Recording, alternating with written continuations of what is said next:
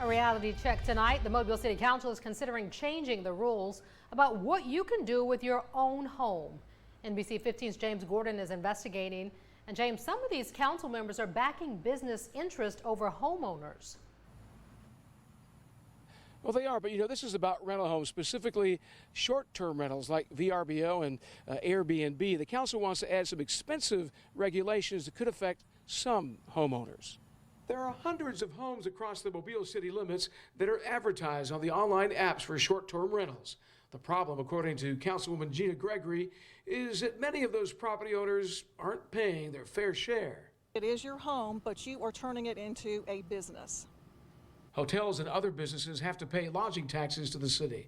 Many people who rent their properties online aren't collecting those taxes. Wendy James and her family own the historic Kate Shepherd House on Monterey in Mobile and have run it as a bed and breakfast since 2002. Back in 2016, I started asking about this, and it wasn't just for health and safety for me and my neighbors. It was about the unfair advantage that all of these other bed and breakfasts and VRBOs and Airbnbs were having over me. James says Mobile making the change to restrict the short-term rentals is about being fair. When I move into a neighborhood, I need to know if I'm going to have a business located next to me. And I want to make sure that it's a safe business and that do I want to raise my family and have a home next to a business like this. The proposed changes would be expensive for homeowners. The plan requires them to get a business license to rent their homes.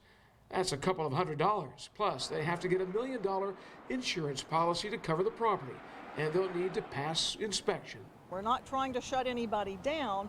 We just want to make it a fair and level playing field for anyone who is doing this. And plus, the safety of residents, whether they are local or a visitor coming into town, should be foremost. Other cities in our area have restricted these online rentals, keeping them out of residential areas and apartment complexes. It might make more sense even for a city like Mobile, which has a significant residential area.